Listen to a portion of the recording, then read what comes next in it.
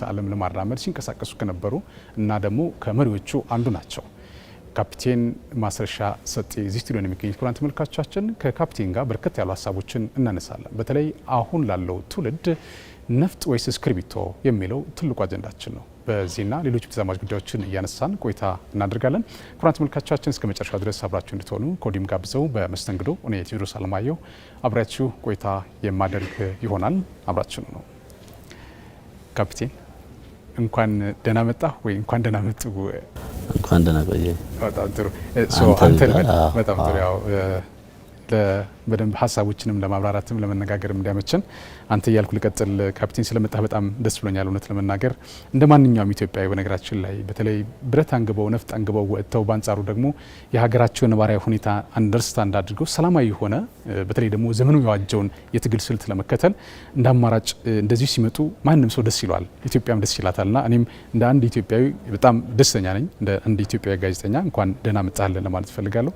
ሌሎችም ወንድሞቻችን እንደዚሁ መምጣት እንደጀመሩት ሁሉም እንዲመጡ የኔም ልባዊ ፍላጎት እንደሆነ በዚህ አጋጣሚ ለመግለጽ እወዳለሁ። ካፒቴን በርከት ያሉ ሀሳቦች እናነሳለን። ብዙዎቹ ጥያቄዎች ምናልባት ወደፊት መደረግ ስላለባቸው ጉዳዮች ናቸው። እነሱን እንመጣባቸዋለን። ግን እንደው እንደ መነሻ እንዲሆነን እንግዲህ በቅርቡ በረሃ ነው የነበርከው። አሁን ከበረሃ ወደ ከተማ መጥተሃል እና ልዩነቱ ምን ይመስላል የሚለው ነገር እስኪ እንይ። እንግዲህ ላለፉት ኦልሞስት ወደ 3 አመት የሚጠጋ ጊዜ በረሃ ነበር የቆየው። ያው ነፍጥ አንግበን ጥያቄዎቻችንን ለማስመለስ ወደ ጫካ ወጥተናል ማለት ነው። ከዚያ በኋላ እንግዲህ ያው ተደጋጋሚ ውይይቶችን በማድረግ ድርድር በማድረግ በዓለም አቀፍ ተቋማት እነዚህ በተለይም በአፍሪካ ተቋማት ፊት ከመንግስት ጋር ስምምነት ፈጥረን ወደ ከተማ መጣናል ማለት ነው። ይሄ ነው ሂደቱ የነበረው። ያው መቼም እዛ ያወጣችሁበት የራሳችሁ ምክንያት ይኖራችኋል። ግን ደግሞ እዛ ሁናችሁ ስታስቡት የነበረና አሁን ወደ መሀል መጥታችሁ የምታዩት ነገር ልዩነቱ ምን ይመስላል? እንደጠበቃችሁ ታገኛችሁት ወይ? እውነት የወጣችሁበት አላማ የሚያስኬድ ነበር ወይ የሚለው ነገር እስኪ። እንግዲህ ስንወጣ ምንድነው በተደጋጋሚ ከመንግስት ጋር የሚነሱ የህዝብ ጥያቄዎች ነበሩ። እነዚያ ጥያቄዎች ባለው አስተዳደር ባለው የመንግስት መዋቅር ኢግኖራንስ ሲፈጠር እና የህዝብ ሰቆቃ በተለይም ደግሞ የህዝብ መፈናቀል ከተለያዩ የኢትዮጵያ አካባቢዎች ተመሳሳይ በሆነ መንገድ የዚህ ላለፉት 20-30 አመታት ሲሰራ የነበረው የፎልስ ናሬሽን ውጤት ህዝባችን ላይ በትሩ ነው ሲመጣ እሱ እንዲስተካከል ጥያቄ በተደጋጋሚ ሲቀርብ እዚያ አካባቢ ላይ ያለው ለመመለስ ፈቃደኛ ባለመሆኑ ይህን ለማስመለስ ነው ወደ ጫካ የወጣ ነው ማለት ነው። እንግዲህ ጫካ ስንወጣ መሳሪያ ብቻውን አንድ ቱል ነው፣ እንደ ቱል ስለምትጠቀምበት እንጂ ብቻውን የመፍትሄ አካል አይደለም። ግን ጥያቄ ለማስመለስ በወቅቱ አማራጭ ያደረግነው መሳሪያ ማንገብን ነው እና ስህተት ነንም ብዬም አላስብም። እዚያ አካባቢ ላይ ግን ደግሞ መቆየቱ ነው ስህተቱ።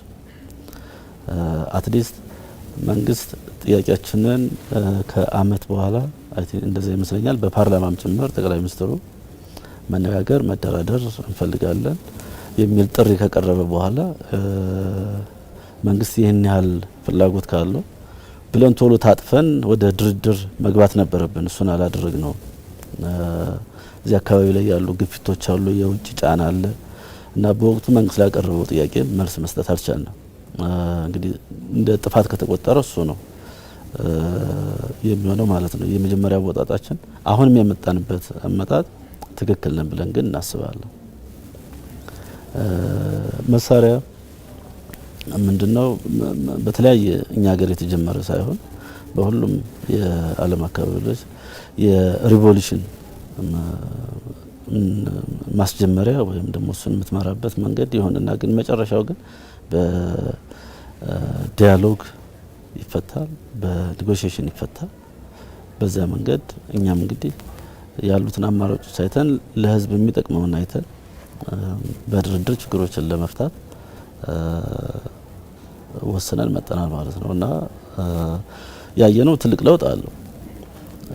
ማለት መንግስት መጀመሪያ አካባቢ ላይ ለትጥቅ ትግል ከአካባቢያችን ወደ ጫካ በወጣንበት አካባቢ ላይ የነበረው አይነት ፊሊንግ ምናምን የለም። አሁን አትሊስት ነገሮችን የመረዳት ፍላጎት አለው። እነሱን ደግሞ በራሱ የሚፈታቸው ይኖራሉ።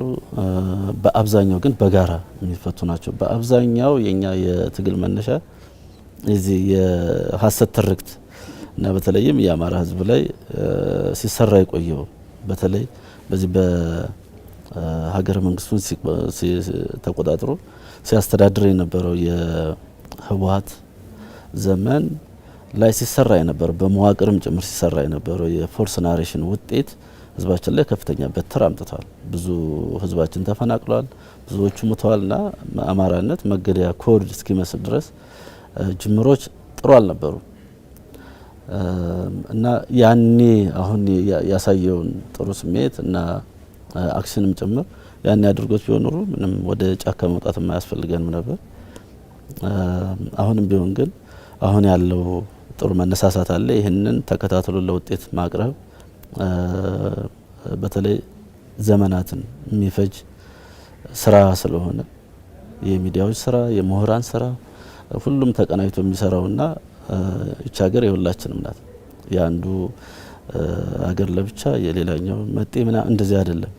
በጋራ ነው የሰራናት። በጋራ መኖር ግን አለብን እና በዚያ ልክ ይሄ ደግሞ የአንድ ቀን እንትን ወይ ደግሞ በሳምንት በወር ውስጥ የምታስመልሰው ጥያቄ ሳይሆን በተከታታይ ኮንቲኒስ የሆነ የስራ የሚያስፈልገው ነገር ነው ብዬ ነው የማስበው። ያው እንደሚታወቀው ካፒቴን የፋኖ ሲባል ካሁን ቀደም በነበረው በተለይ በሰሜኑ የህግ ማስከበር ዘመቻ ጊዜ ከሀገር መከላከያ ሰራዊት ጎን ሆኖ የሀገር መከታነቱን ያሳየ አደረጃጀት እንደሆነ ነው ብዙዎች የሚረዱት እና ከሆነ ጊዜ በኋላ ነገሮች ተቀያይሮ ብዙ ነገሮቹ ተለዋውጠው ወዳልተፈለገ ነገር የተገባበት ሂደት ነበረ። እንግዲህ የእናንተም አንዱ አደረጃጀት አፋድ የሚባለው አደረጃጀት እንግዲህ ሰላምን አማራጭ አድርጎ ሲመጣ የራሱ ምክንያትም መነሻ መድረሻም ሊኖረው እንደሚችል ይታሰባል። ግን አፋድ ለምንድን ነው የተደራጀው፣ እንዴት ነው የተደራጀው የሚለው ነገር እንደው ለተመልካችም ጠቃሚ የሆነ መነሻ ሊሆን ስለሚችል እሱን እስኪ እናንሳው። እንግዲህ አብዮት ከተቀሰቀሰ በኋላ የተለያዩ እጆች እዚህ አብዮት ውስጥ መግባት ጀመሩና አገር ወደ ማፍረስ በተለይም ደግሞ አገር ይጠብቃል ብለ በሀገር አቀፍ ደረጃ የምትኮራበት የመከላከያ ሰራዊትን በጠላትነት የመፈረጅ የአንድ ብሔር ተወካይ የማድረግና በዚያ ደረጃ ላይ ብላ አድርገ መከላከያው ላይ ከሰራ ሀገር ይፈርሳል። ላይክ ሊቢያ ላይ እንዳየ ነው። ሌሎች ሀገሮችም መመለስ ወደ ሀገርነት ለመመለስ እንኳን ጊዜ እየወሰደባቸው ያለውና በዚህ ደረጃ ማስ ዲስትራክሽኑ የሰፋው መከላከያ ሰራዊቱ ስለተበተነ ነው። ስለዚህ እዚህ አካባቢ ላይ የሚሰራው ስራ ወደ ሀገር አፍራሽነት እና የኛን ጥያቄ ደግሞ ባልተገባ መንገድ ዳይቨርት አድርገው በራሳቸው መንገድ አገር ለማዳከም ከተሳካላቸውም አገር ለማፍረስ ሲጠቀሙ ከዚያ መሀል ይህንን ጥያቄ አለን። ኦፍ ኮርስ ኮዝ አለ። ግን ደግሞ ኮዛችን የምናስመልስበት መንገድ በዚህ ደረጃ አገር በማፍረስ ሳይሆን በሀገር ውስጥ ጥያቄያችንን አቅርበን ማስመለስ አለብን የሚል ሀሳብ ቀረበ። ጥያቄዎችን በዚህ ደረጃ መሸራሸር ጀመሩና ከየአካባቢው ለምሳሌ ወሎ አካባቢ የሚንቀሳቀሱ ነበሩ እነ ኮሎኔል ፈንታው ማባ፣ ሸዋ አካባቢም የተወሰኑ ወንድሞቻችን ነበሩ። ጎንደር፣ ጎጃም እንደዚህ ያደርግና ከሁሉም ከአማራ አካባቢዎች የተውጣጣ አንድ አደረጃጀት መፍጠር አለብን። ለውጤት ከበቃ ጥሩ፣ ካሸነፍን ጥሩ፣ ካልሆነ ግን አትሊስት በውርደትም በምንም መጠናቀቅ የለበትም። ዋጋ ከፍለንበታል። ትግሉ እንደ ህዝብም ሰፈር አድርገናል። ስለዚህ ወደ ድርድርም መሄድ አለብን። ወደ ድርድር ለመሄድ ደግሞ የመጀመሪያው ድርጅት ነው። ድርጅት ያስፈልገናል የሚል ሀሳብ አመጣንና የተሻለ ሀገራዊ ሀሳብ ያላቸው በሌላው ብሔር ላይ የጥላቻ ስሜት የላቸውም ብለን የምናስባቸውን ሰዎች ኮሌክት ማድረግ ጀመርን ማለት ነው እና ኮዝም ሪል ኮዝም ያላቸው የህዝብን ኮዝ ብቻ ይዘው ወጥተዋል። ከጀርባቸው ምንም አይነት ገፊ ኃይል የለም ብለን የምናስባቸውን ሰዎች ኮሌክት ማድረግ ጀመር። በዚያ ደረጃ ድርጅት መሰረትን ማለት ነው። ከዚያ በኋላ እንግዲህ ብዙ በየአካባቢው ያሉ በፋኖ ስም የወጡ ሰዎችን ወደዚያ ድርጅት እንዳይገቡ የመጎተት ወደዚህ ወደ ድርድር ሂደትም እንዳይገቡ የመጎተት ነገሮች አሉ። በዋናነት እዚህ አካባቢ ላይ ቦልድ የመጣው የግብጽ ፍላጎት ነው። ያው ይህን ስንል ለሚዲያ ኮንሳምፕሽን የሚመስለው ሰው ሊኖር ይችላል። ፕራክቲካሊ ግን እኛ የአየነው ነገር ነው። ለምሳሌ የመሳሪያዎች አቅርቦት አለ፣ ተተኳሾች አቅርቦት አለ፣ እነዚህ ልብስ ምናምን ነገሮች እና በተወሰነ መንገድ ፋይናንስም አለ። እነዚህ ፋይናንስ እና እነዚህ አቅርቦቶች በህወሓት አቅም የሚቻል አይደለም። ሻዕቢያም ደግሞ የራሱን ችግር እንኳን መፍታት ያልቻለ ቀጠናው ላይ እያተራመሰ የሚኖር በግጭት የሚጠቀም እንጂ ኢኮኖሚካሊም ጠንካራ የሚባል ለኛ መርዳት አይደለም ለራሱ የማይሆን በጣም የደከመ ስርዓት እንደሆነ ይታወቃል። እና ከጀርባ ከነዚህ ጀርባ ያለው ኃይል ማን ነው የሚለውን ፋይንዲንግ ስንሰራ ግን ግብጽን ነው ሁልጊዜም እናስባለን። ከዚህ የናይል ወንዝ እስካለ ድረስ መቼም ቢሆን በናይል ወንዝ ብቸኛ ተጠቃሚ ነኝ በሚል የሚንቀሳቀሱ ሀገሮች እኛ እንደ ትሬት መቁጠራቸው በተለይም ከዚህ ከአባይ ግድብ ጋር ተያይዞ ፍላጎታቸውን ለማሳካት አልሳካ ሲል በሌላ በኩል በዚህ በእኛ በኩል በራሱ በኢትዮጵያውያን ተወላጆች በኩል ለማስፈጸም ቦልድ ሊመጡ ማለት ነው። እና ወደዚህ ወደ ድርጅትም ወደ ድርድርም ወደ ምንም እንዳይኬድ ከፍተኛውን የመጎተት ኃይል ሰዎችን የማውጣት እዚህ አካባቢ ላይ ተሰሚነት አላቸው የሚባሉትን እየነጠቁ የመውሰድ ነገሮች ተስሎ ይሄ አፋሕድ የሚባለው ድርጅት ግን በራሱ ጸንቶ ግራም ቀኝ የሚመጣውን ጠላት እየተቋቋመ ቀጠለ ማለት ነው። ያ ድርጅት ነው አሁን ወደ ሰላም ስምምነት መጥቶ ተደራድሮ የህዝብን ኮዝ ይዞ ቀርቦ እየሰራ ያለ ማለት ነው። ያው አንዳንድ ነገሮችን ትንሽ ለማየት ሞክሬ ነበረ ካፒቴን።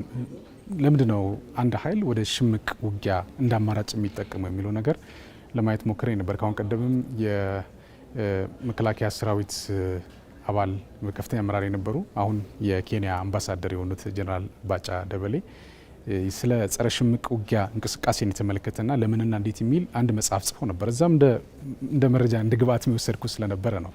ምንድነው 20% ነው የፐብሊክ ኢንትረስት ሊኖረው የሚችለው ድርሜን የፖለቲካል እንትን ነው ማለት ፍላጎትን ለማራመድ ካለ በስተቀር የተለየ ነገር የለውም የሚል ሀሳብ አይቻለሁ እዛና ከዛ ባለፈ እኔ ብዙ ጊዜ ሳይስከታተል በተለይ ሰሜኑ አካባቢ ያለው እንቅስቃሴ ብዙ መግለጫዎች አሉ፣ ብዙ አደረጃጀቶች አሉ፣ ብዙ ሽመቶች አሉ እና ከሽምቅ ውጊያ አንጻር ጋር ስታየው ደግሞ ይሄ ብዙ የተራራቀ እንደሆነ ነው የሚስተዋለው። እና እዛ ያለው እንቅስቃሴ የሽምቅ ውጊያ ነው የየትኛው አይነት አደረጃጀት ውጊያ ነው እየተደረገ ያለው ስልቱ ምንድን ነው የሚለው ነገር እንደው ካፒቴን ባንተ አረዳድ እስኪ ብታብራራል።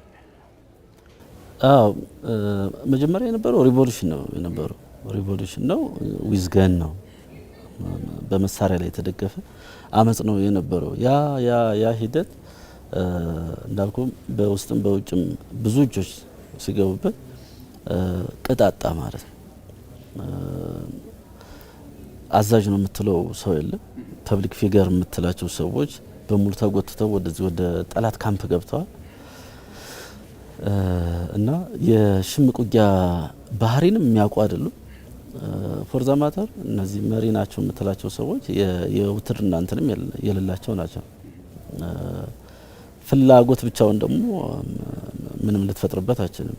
የስልጣን ፍላጎት ይኖራቸዋል። የምን ፍላጎት እዚህ አካባቢ ላይም ደግሞ ሰብሳቢ መሆን ምናምን ፍላጎት ይኖራቸዋል። ግን ባህሪያቸው ግን ለዚያ የተፈጠሩ አይደሉም እና የሽምቅ ውጊያ አይደለም። የሽምቅ ውጊያ ባህሪ ቢያዝ የራሱ የሆነ የቼን ኦፍ ኮማንድም ያለው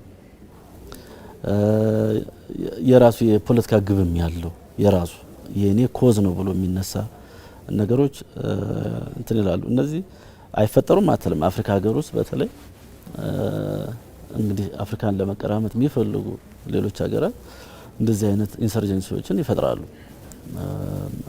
ግን ካንተ ጥያቄ በላይ የነሱ ጥያቄዎች ጎልተው እንዲታዩ ወይ የነሱ ፍላጎቶች ጥያቄው ከቨር ፔጁ ያንተ የሆነና ግን ደግሞ የነሱ ፍላጎቶች ከጀርባ ያንን ለማስፈጸም አንተን ፑሽ ያደርጋሉ ማለት ነው። እዚህ አማራ ትግል ላይ ፋኖ ትግል ላይ ይሄ ነው የምትለው መዋቅር የሌለው እዚያም ሁሉም ዝም ብሎ የቀበሌ አስተዳዳሪ ወይ ምንድነው በድሮ አጠራር አላቸው ያንን ራስ ገዝ መሆን ምናምን ነገሮች በየቀበሌው ሁሉም የየራሱ መሪ የመሆን ፍላጎት ነው እንጂ ያላቸው የህዝብን ጥያቄ ኮሌክት አድርገው ያንን ጥያቄ ማስፈጸሚያ መንገዱን ደግሞ ገምግመው የጋራ ግብ አስቀምጠው የሚሄዱ መሪዎችም ግለሰቦችም አይደለም ያሉትና ቅጥ ያጣ ነው። የሽምቅ ውጊያ የምትለውም አይደለም።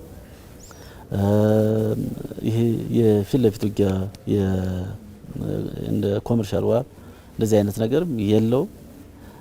የሳይበር ጦርነት የምትለውም አይደለም እና ቅጥ ያጣ እዚያም እንትን ብሎ ግን ደግሞ እንደዚህ እንዲሆንም ተራረባሽ እንድትሆንም ስለሚፈለግ በዚያ ደረጃ ያልተደራጀ ተቋም የሌለው መዳረሻ ግብ የሌለው እና የራሱ ኮዝ የሌለው አድርገው ፈጠሩ ማለት ነው። እንግዲህ ከዚያ መሀል ነው እኛ በነገራችን ላይ አፋር የሚባለው ድርጅት በከፍተኛ ሁኔታ ከመንግስት ጋር ካለው ጦርነት በላይ በጣም ከባድ የነበረው ይሄን የውጭ ጫና የመቋቋም ነበር።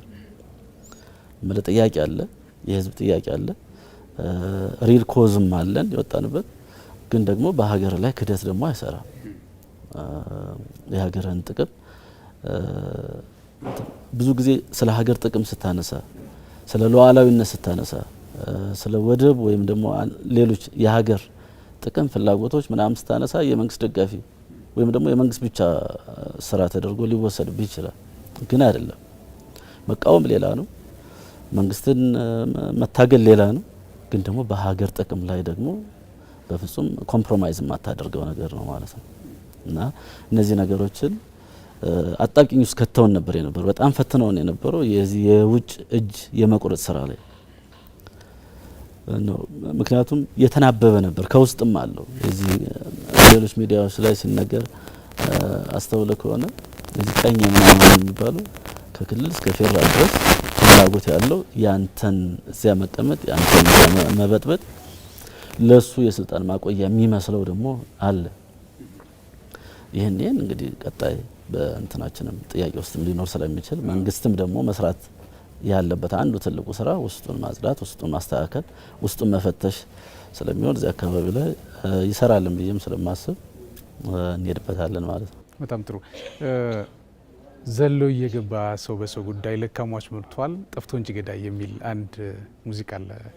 በጣም የምወደው ሙዚቃ ነው። ይዘቱ በተለይ በጣም የሚገርም ነውና እውነት ለመናገር ቅድም ያነሳው ካፒቴን ደግሞ የሀገር ብሔራዊ ጥቅምን አሳልፈህ እንድሰጥ የሚገፋፋ ኃይል ደግሞ ከጀርባ አለና በማይመለከተው ጉዳይ እና ደግሞ ይሄ ኃይል ደግሞ ምናልባት ቀደም ሲል ስናነሳው የነበረው ኃይል ወይ የተለያዩ አደረጃጀቶች ይሄ የባህር በር የሚባል ጥያቄ ከየት የመጣ ነው? እኛ አንፈልገውም፣ የኛ ጉዳይ አይደለም፣ የነገሌ ጉዳይ ነው ብሎ የማግለልና የማግሸሽ ነገር ደግሞ እያየን የመጣንበት ሂደት አለ። ከዚህ ጀርባ በነገራችን ላይ ቅድም የጠቀስካቸው ቲፒኤልኤፍም በለው የግብጽም እንደዚሁም የሻዕቢያም እጅ እንዳለ በጣም በተደጋጋሚ ይነሳል። በእናንተ በኩልም ባለፈው በሰጣችሁት መግለጫም እንደዚሁ መጀመሪያ ስትመጡ አካባቢ የተረዳውበት ሁናት ያለና እነዚህ አካላት ለምንድን ነው ከዚህ ጀርባ መቆም የፈለጉት? በኢትዮጵያ ብሔራዊ ጥቅም ጀርባ ላይ ቆመው የኢትዮጵያ ብሔራዊ ጥቅም እንዳይተገበር በማድረግ ረገድ በዚህ ልክ ሊሄዱ የቻሉበት ምክንያት ምንድን ነው የሚለው ነገር እስኪ እንየ። አልቲሜትሊ ጎል አላቸው እነዚህ አካላት የኢትዮጵያ መዳከም ይፈልጋሉ። ምክንያቱም ኢትዮጵያ የተዳከመች ከሆነች እነዚህን ፍላጎቶች አትጠይቅም ማለት ነው። ጉልበት የለህም ማለት ነው። አቅም የለህም። አቅም ከሌለህ ደግሞ አሁን ዓለም ላይ እንደምታየው ፓወር ሜክስ ዲፈረንስ በአቅምህ ነው ነገሮች የምትቀይራቸው። አቅም ከሌለህ ስታለቅስ ብትሆን የምትፈጥረው ነገር ወደፊት የምትሄደው ነገር አይኖርም። ስለዚህ አቅምህን ማሳጣት ነው። ከቻሉ የመበተን ሀገር የመበተን ስራ ነው የሚሰሩ።